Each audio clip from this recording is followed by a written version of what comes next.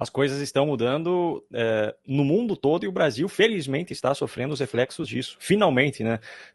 Até para os mais otimistas, creio que não esperavam que o governo Trump conseguisse causar efeitos colaterais tão significativos já no seu primeiro mês de governo, inclusive aqui dentro do Brasil. Como o Maurício colocou muito bem, a Venezuela vive um regime já há muitos anos e isso ficou ainda mais escancarado no ano passado com aquela fraude nas eleições. E isso tem colocado cada vez mais em xeque as narrativas da esquerda brasileira em relação ao seu apoio aos regimes de esquerda latino-americanos, independente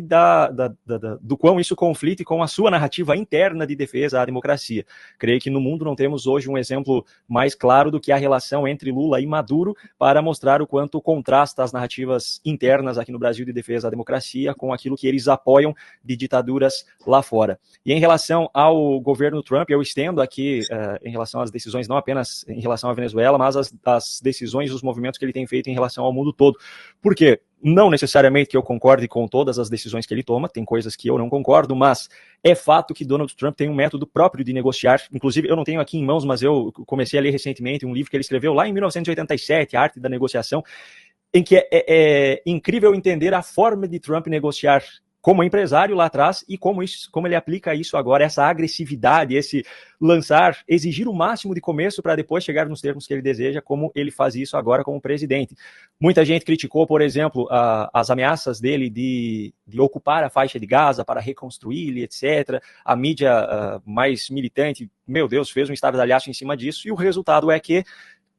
independente de concordar ou não com o anúncio que ele fez, o fato é que pela primeira vez na história, desde que tomou o poder em Gaza, o Hamas sinalizou a possibilidade de estar disposto a passar o poder da faixa de Gaza para a autoridade palestina. Da mesma forma, em relação ao Canadá e ao México, todo mundo criticando as tarifas que o acordo vence agora, se não me engano, é dia 4 de março, né, para essas tarifas entrarem em vigor, mas com a pressão das tarifas de 25%, Trump conseguiu que os presidentes do Canadá e México finalmente se movimentassem para ajudar a diminuir os problemas nas fronteiras com os Estados Unidos. Da mesma forma, creio que alguma coisa esteja sendo feita em relação à guerra Rússia e Ucrânia, porque até o momento as declarações de Trump, em sua maioria, têm sido um pouco controversas para o mundo ocidental, que reconhece a culpa da Rússia no início da guerra, mas eu imagino que ele tem algumas intenções por trás disso. Cheguei a ver hoje, inclusive, de um integrante do governo da Ucrânia falando sobre alguns planos que Trump pode ter por trás da sua deixada